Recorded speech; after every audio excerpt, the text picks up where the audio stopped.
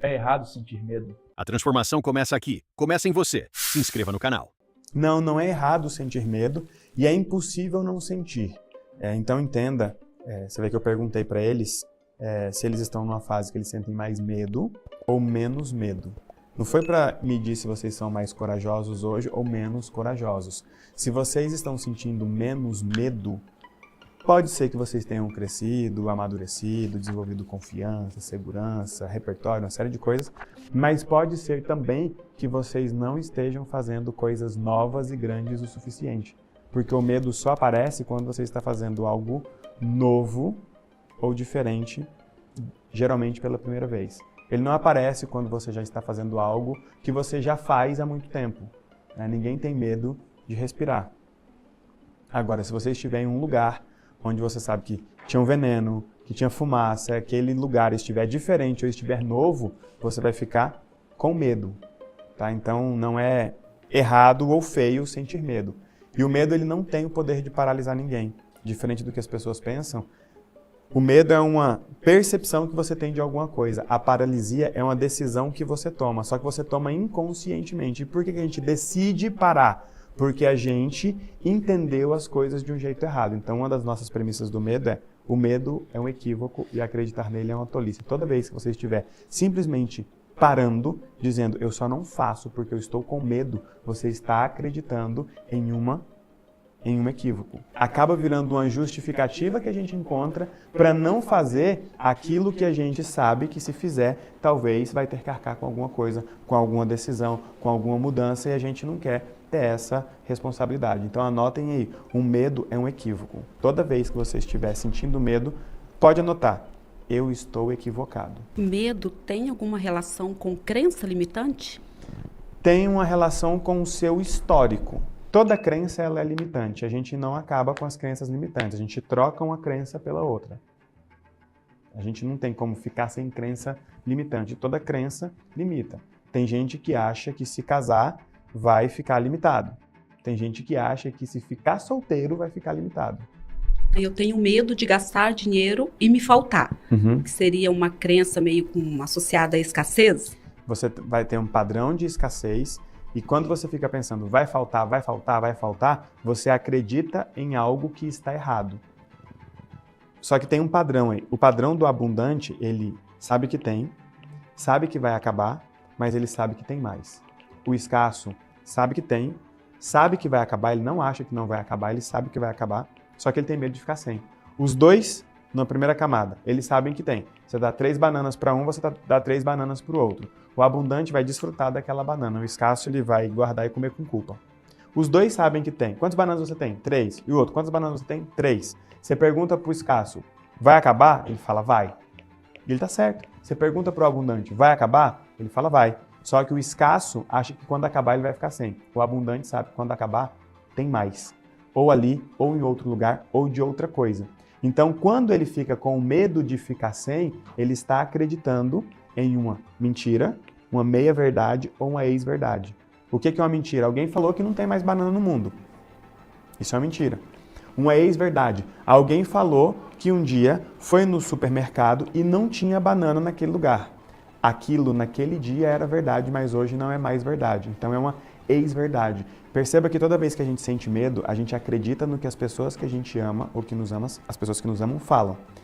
E elas têm uma ex-verdade. Na época da minha avó, na época da ditadura, na época da pandemia, aquilo é verdade naquela época, mas não é verdade em outra época. Então a gente acredita em uma ex-verdade ou em uma meia-verdade. É sempre uma mentira, uma ex-verdade ou uma meia-verdade. Para mim, a meia-verdade é uma das piores que tem. A meia-verdade é a pior. É a que geralmente aquelas pessoas que querem nos segurar, só que esse segurar por proteção acaba sendo uma manipulação, elas colocam uma meia-verdade e depois dessa meia-verdade elas vão preenchendo aquilo com mentira e a gente vai acreditando. Como lidar e como desbloquear esses medos que foram criados lá na nossa infância, né? E que ficaram registrados no inconsciente, né? E às vezes conscientemente vezes no consciente mesmo. E a gente faz no consciente aquilo que estava no inconsciente, né? Não sei se tem alguma relação. Por isso que a gente traz o medo para uma situação. O que você sente? Eu sinto que tal coisa vai acabar. A gente sempre fala, nós somos racionais com reflexos emocionais. Eu trago o que a pessoa sente só para ela ficar presente para aquilo, mas não é a sensação que importa. Eu sinto que tal coisa vai acontecer, eu sinto que tudo pode dar errado, eu sinto isso, eu sinto aquilo. Ok, o que você pensa que faz você sentir isso? Aí eu já trouxe a pessoa para o racional. Se a gente acredita que o medo é um equívoco, o nosso papel no protocolo de combate ao medo é desmentir o equívoco que a pessoa está acreditando. Ela pode até não fazer aquilo que ela estava com medo de fazer, mas já vai deixar de ser por medo. Vai ser por decisão, por compreensão, por entendimento. Eu não vou investir porque eu entendi isso, isso e isso. Não é aquela coisa, eu não vou investir porque eu estou com medo de não dar conta. Eu não vou investir porque eu não estou com medo de conseguir. Eu não vou investir porque eu estou com medo de ficar sem. Entendeu? Então a gente vai desmentindo o medo, trazendo para o pensamento. O que você pensa quando você sente esse medo? Com quem você aprendeu a pensar isso? Quem pensa igual a você? A gente coloca a pessoa naquele universo da mentira e depois mostra para ela que talvez, mesmo tendo algumas verdades ali, não são as únicas verdades. A gente faz ela olhar para outro lugar. Ok, quem pensa diferente? Tem mulher que vira e fala, homem é tudo galinha. Com quem você aprendeu a pensar assim? Quem pensa assim igual a você? Quem faz você pensar assim hoje? Ok? Entendi o universo dela. Agora vamos sair desse universo pequeno. Tem alguém que pensa diferente? Quando você vira e fala, eu tenho medo de não ser boa o suficiente. Ok, com quem você aprendeu isso? Quem pensa dessa forma? E a gente olha do outro lado e vira, tá, tem alguém que pensa diferente? Porque talvez você esteja com medo de aceitar um desafio. A pessoa que te propôs aquele desafio possivelmente seja a pessoa que pensa diferente de você. Aí vale a gente entender por que ela pensa diferente, o que ela faz que faz ela pensar diferente, quais são as verdades dela. A gente coloca a mentira e a verdade e aí volta para a dependência emocional. Porque muitas vezes a gente se obriga a pensar igual a pessoa que a gente ama. Eu preciso pensar igual a minha mãe, eu preciso pensar igual às minhas irmãs, eu preciso pensar igual aos meus amigos, eu preciso pensar igual aos irmãos da igreja. Porque se eu pensar diferente, eu vou ser criticado, eu vou ser deixado e volta para aqueles 3 tipos de otimistas sem resultado. Quando o medo ele é relacional, aliás, comportamental, por conta de um comportamento, e se várias pessoas ao decorrer da sua vida te falam meias verdades ou verdades que você não acredita, e isso entra em você como uma verdade absoluta. Como eu faço para desmentir esse medo que eu venho acreditando a minha vida toda? Então, como eu faço para conseguir desmentir esse medo e acreditar que ele não é real e deixar de ser irracional na minha cabeça, que para mim ele é racional? Legal. Sem querer, você falou a coisa certa. O medo, ele é relacional. Você sente mais medo por acreditar na pessoa que você conhece, que você gosta e que gosta de você, do que de acreditar em outras pessoas. Existem outras pessoas dizendo algo diferente. A mensagem delas é diferente, a vida delas é diferente. Toda vez que eu estou no palco, que eu estou na live, eu tenho um post, alguém chega para mim e me pergunta, qual a sua religião? O que ela está dizendo? Se a sua religião for igual à minha, eu tenho autorização para acreditar em você. Se a sua religião for diferente da minha, mesmo que eu goste do que você está dizendo, eu vou continuar acreditando nas pessoas que são da minha religião, porque eu não quero desagradá-las, eu não quero confrontá-las, eu não quero ter problema com elas. Então, sim, o medo é relacional e ele vem sendo confirmado apesar de ser uma mentira. Nossa família, em geral, a igreja, as igrejas, em geral, a mídia está sempre confirmando os nossos medos. E não é nada contra igreja A, igreja B. Então, por quê? A religião ela tem um viés espiritual e um viés social. É daí que, em geral, vem o sinal da cruz, sabia? As pessoas estão ligadas com o Deus que elas acreditam e com as pessoas que acreditam no mesmo Deus que elas. Então, muitas vezes, quando ela não encontra a confirmação em cima, ela busca a confirmação do lado. Será que eu posso fazer? Será que Deus vai gostar? E aí você tem, muitas vezes, um controle social, não é espiritual, não é religioso, um controle social com balizas do medo. Desde criança, nós somos educados a partir do medo, e um medo relacional. Se você fizer, eu vou ficar triste. Se você for lá em casa e disser para os meus filhos, se você fizer ou se você não fizer, a tia vai ficar triste, eles vão olhar para você e dizer, tá? Mas você dá conta de lidar com isso, você é adulto, eu sou criança. Eu vou ficar triste, lide com isso, é problema seu. E quem vai lá em casa não pode chantagear os nossos filhos e babá não pode ameaçar os nossos filhos. Se pode é porque pode, se não pode é porque não pode. Não é porque o papai vai ficar triste, não é porque o papai do céu vai ficar triste. Entenda, se uma pessoa é educada a deixar de fazer porque o outro vai ficar triste, ela já tem um medo relacional. Se eu fizer, o outro vai ficar triste. Olha a meia-verdade. Se eu fizer, o outro vai ficar triste? É verdade. Se ele ficar triste, ele vai sofrer, ele vai adoecer e a culpa vai ser minha? Essa parte é mentira. Mas quando você junta as duas coisas, cria-se uma mentira de causa e efeito. Quando alguém vira e fala, seu pai morreu de desgosto porque você assumiu a sua homossexualidade. Aí você vira e fala, peraí, ele pode ter ficado muito triste, mas se ele ficou desgostoso da vida dele, são outros 500. Se ele morreu, são outros 500. A gente precisa separar. Por isso que eu nunca acredito quando as pessoas viram e generalizam o que elas estão passando. Todo homem que eu conheço é galinha. Quando ela me fala isso, ela diz, você é galinha. Eu falo, peraí, eu não sou. Você acabou de me conhecer e eu não sou galinha. Todo homem que eu conheço é casado. Não, tem homem que não é casado. Quando a pessoa fica no todo, todos, sempre, nunca, peraí, ela está usando essa informação para manter o medo. Vou chegar onde é que a gente desmente. Entendendo o que confirma essa mentira. Porque se você puxar na memória, você tem confirmações de que o que você está falando não é verdade. Quando alguém vira e fala, você só atrai homem ruim. Aí eu falo, é mentira. Teve homem bom que você não deixou entrar na sua vida. Então, eu não posso dizer que você só atrai homem ruim. Ah, você é uma pessoa que não é boa o suficiente. Em algumas coisas sim, em outras coisas não. Em algumas coisas você vai ficar boa o suficiente, em outras você não vai ficar. Então a gente sempre traz para o racional, e aí uma dica para vocês. A pessoa que sustenta o medo de vocês tem um motivo e um objetivo. Ela tem uma intenção e uma expectativa. Então quando a pessoa traz isso para você, para te paralisar... Ela tem consciência disso? Às vezes tem, às vezes não. A pergunta dela foi, ela tem consciência disso? A resposta é, às vezes sim, às vezes não. E muitas vezes, às vezes não tem, e quando você traz a consciência, ela continua fazendo da mesma forma.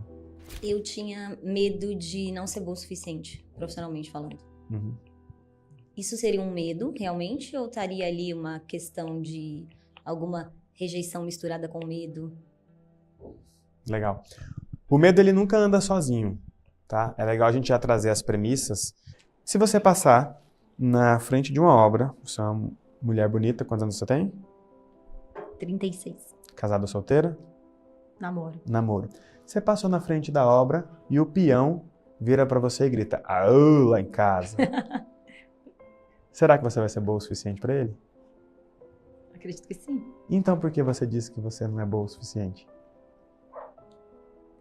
Eu pensei mais na questão profissional, sabe? De ter que dar conta de Mas tudo. perceba que quando a gente separa, já muda. Aquilo que era uma verdade, Sim, já dá inteira uma balança. verdade, né? Inteira verdade. Ela tem o medo de Aham. não ser boa o suficiente. Para todas tá? as esferas. Para todas as esferas, para Tá, todas as entendi. pessoas. Agora, olha que louco. Pensa numa pessoa que você gosta muito, que a opinião dela conta muito para você. Minha irmã. Sua irmã. Você tá com a sua irmã, passando na frente da obra. Sua irmã tá de preto, você tá de vermelho. E aí o peão diz, ô, essa de vermelho aí, ô, lá em casa. Até aqui você acha que você é boa o suficiente pro peão. Sim. Aí ela vira e fala, ih, encalhada, dedo podre. Já mudou a sua opinião sobre si acerca do mesmo peão. Sim. É perigoso você olhar e falar assim, só mexeu comigo porque não presta. Porque eu tenho dedo podre e todo homem que mexe comigo é um homem ruim. Todos os nossos medos carregam uma verdade. A gente sempre trabalha com percepção, decisão e ação. Você perguntou como que a gente desmente o medo. Eu percebo, eu decido e eu ajo. Quando você tem um medo, a gente fala que esse PDA está descontrolado. Você não percebe claramente, você pega uma informação velha, geralmente emprestada dos outros. Depois você decide, sem perceber que está decidindo, e você age. E geralmente o agir é paralisar. E aí a gente fica buscando confirmação nas nossas relações.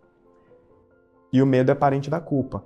Geralmente, quando você sente o medo sozinho, você fica com um prejuízo. Quando você sente o medo com os outros, aquela pessoa que coloca medo em você, se você rompe o medo, ela troca o medo pela culpa. Tem um monte de gente que vira pra gente e fala assim, ó, eu avisei que você ia dar errado quando você viajou, eu avisei que você ia dar errado quando você casou, eu avisei quando você ia dar errado. Peraí, você só tinha cartada para os meus erros. Para o meu acerto você não estava apostando em nada, então é claro que você ia acertar se eu errasse. Então aquela pessoa que está dizendo, eu avisei, ela está reforçando o seu medo. Qualquer medo que você estiver sentindo, quando você estiver prestes a fazer algo novo ou importante, você tem que sentar e falar, peraí, por que eu penso isso? Porque a gente carrega medos. Por exemplo, eu tinha medo de me casar e minha mãe sofrer. E a culpa ia ser minha. E aí, sabe o que eu fiz? Eu me casei e fiquei tentando arrastar minha mãe para minha vida. Para quê? Para ela não sofrer. Então, muitas vezes, a gente está carregando coisas que a gente ouviu e não se lembra que ouviu, mas só deu importância porque era de alguém importante pra gente. Nós não temos que culpar as pessoas. Muitas vezes, eles só dão a informação que eles têm. Às vezes, eles dão informação no mau momento. Às vezes, dão informação na raiva e nem percebe o que falou. Você não lembra de tudo que ouviu e as pessoas não lembram de tudo que disseram. E quando essa pessoa que vai reforçar o meu medo não é uma pessoa que eu amo ou que eu me importo.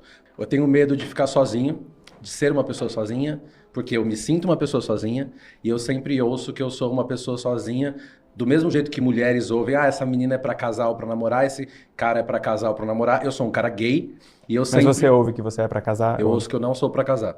E sempre ouço a mesma coisa.